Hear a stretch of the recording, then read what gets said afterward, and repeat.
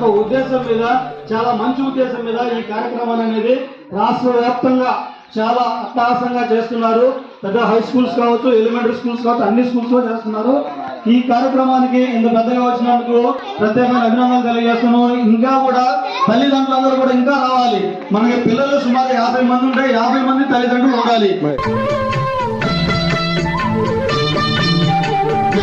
తల్లి తండ్రి 50 మంది పిల్లలు ఉంటే కనీసం 100 మంది ఉండాలి తల్లిదండ్రులు. దీనివల్ల మనం చాలా నేర్చుకోగలుగుతాం. ఇటువంటి మీటింగ్స్ వల్ల మన మాస్టర్ గారు ఇందాక చాలా చక్కగా చెప్పారు. ఎన్ని దానాలు చేసినా కూడా విద్యాదానం అనేది ఏది కరగంది.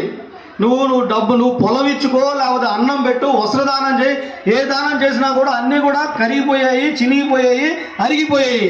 కానీ విద్య అనేది ఎక్కడికి కరగదు. ఇంకా డెవలప్ అయ్యే వాళ్ళవే కానీ అది కరిగిపోయేది. కాబట్టి విద్య గురించి అనేది ప్రతి ఒక్క తల్లిదండ్రులు నేర్చుకోవాలి. మన తల్లిదండ్రులు నేర్చుకుంటేనే మనం పిల్లలకు చెప్పగలుగుతాం.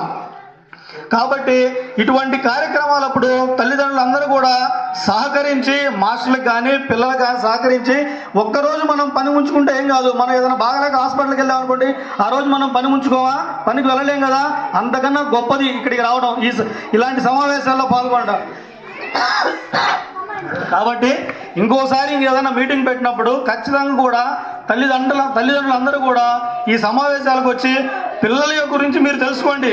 మీ పిల్లవాడిని మీరు స్కూల్కి పంపిస్తున్నారు కాబట్టి అసలు ఏం చదువుతున్నాడు, హోంవర్క్ చేస్తున్నాడా లేదా, అసలు ఏం చెప్తున్నాడు, మా వాడికి పోయిన సంవత్సరం ఎట్లా ఉన్నాడు, ఈ సంవత్సరం ఎట్లా ఉన్నాడు, మెరుగ్గా ఉన్నాడా లేకపోతే ఇంకా మర్చిపోతున్నాడా అనేది మీరు తెలుసుకొని ఒక టీచర్తో మాట్లాడి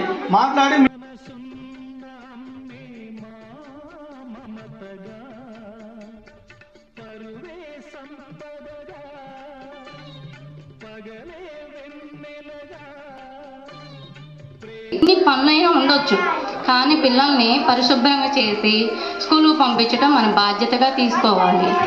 వాళ్ళు ఎడ్యుకేషన్ పరంగా, చదువుకుంటేనే మనం కూడా భవిష్యత్తులో ముందుకి పిల్లల్ని పంపించగలం.